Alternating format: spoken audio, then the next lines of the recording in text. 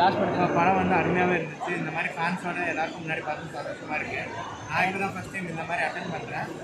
Movie சம்பவம் எத்தனமாக இருந்துச்சு, ஃபன்னாகவும் இருந்துச்சு. ஸோ திருப்பி தேட்டரில் நார்மலாக ரிலீஸ் ஆகிறப்போ மறுபடியும் ஐமேக்ஸ் நீங்கள் பார்க்க வைக்கிறேன். நண்பர் சொல்ல மாதிரியே எல்லோரும் பார்க்குறதுக்கு முன்னாடி 9 days முன்னாடி நாங்கள் பார்த்தோம். ஸோ இட்ஸ் வெரி ரொம்ப சந்தோஷமாக இருக்குது. படம் ரொம்ப ஃபன்னாக போச்சு.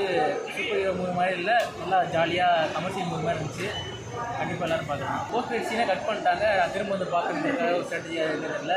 ஆனால் அவங்க போட்டிருந்தாலும் நான் திரும்ப கண்டிப்பாக வந்து இன்னொரு பார்த்துருக்கேன். ஐமேக்ஸில் பார்க்கணும் போய்கிறதுக்கு கண்டிப்பாக எல்லோரும் பார்க்கணும். எல்லாருக்கும் வணக்கம். இப்போ தான் நான் ஃப்ளாஷ் படம் பார்த்துட்டு வரேன்.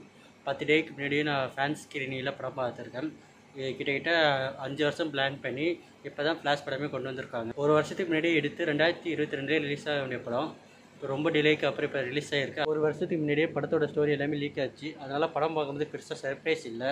அதேமாதிரி ட்ரெய்லர் எல்லா சினிமா போட்டு காமிக்கிறதுனால அதுவும் பெருசாக ஒரு சர்ப்ரைஸே இல்லாமல் தான் இருக்குது. படத்தோட ட்ரெய்லர் ஒரு ட்ரெய்லர் விட்டால் படம் அளவுக்கு 3-4 ட்ரெய்லர் வரனால படத்தோட எல்லா கதையுமே பார்த்தீங்கன்னா ட்ரெய்லர் ரிலீவ் பண்ணிடுறாங்க. ஸோ அதனால் படம் பார்க்கும்போது பெருசாக அது ஒரு இன்ட்ரெஸ்டிங்காகவே இல்லை. படத்தில் 2 கேரக்டர் நல்லா பண்ணியிருக்காங்க. ஒன்று எஸ்ட்ரா மில்லர், அப்புறம் வந்து மைக்கேல் பேட்மேன் கேரக்டர். இங்கே 2 பேருக்கு தான் படத்தில் ஸ்கோப்பு இருக்குது, மற்ற யாருக்கும் இல்லை. சூப்பர் ஹீரோக்களே பெருசாக ஸ்கோப்பு இல்லை. சும்மா ஒரு ஃபைட்டுக்காக அவங்கள கொண்டு வந்து இது பண்ணியிருக்காங்க, மற்றபடி இல்லை.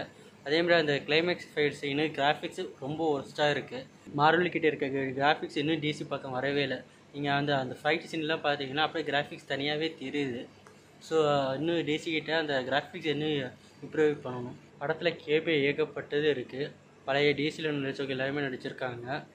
பழைய சூப்பர்மேன், பழைய பேட்மேன், அதேமாரி இன்னும் நிறைய பேர் இருக்காங்க. அதை தேட்டரில் பாருங்கள். படம் பார்க்குற மாதிரி தான் இருக்குது. பட் அவங்க ப்ரொமோஷன் பண்ணுற மாதிரி பெஸ்ட்டு காமிக் புக் மூவி மாதிரி இதெல்லாம் இல்லை. ஜஸ்ட் என்ஜாய் பண்ணி பார்க்கலாம். ஃபேன் ஸ்க்ரீனிங்னால் படத்தில் போஸ்ட் கிரெடிட்ஸ்லாம் கட் பண்ணிட்டாங்க. ஸோ படம் டேரக்டர் பேரோடு முடிச்சுட்டாங்க. ஸோ அது எனக்கு மைனஸாக இருந்துச்சு. இந்த படம் பார்க்குறதுக்கு வாய்ப்பு கொடுத்த comic book India and Warner pros இந்தியாவுக்கு 2 பேருக்குமே தேங்க்ஸ். அடுத்த ஒரு வீடியோவில் பார்க்கலாம்.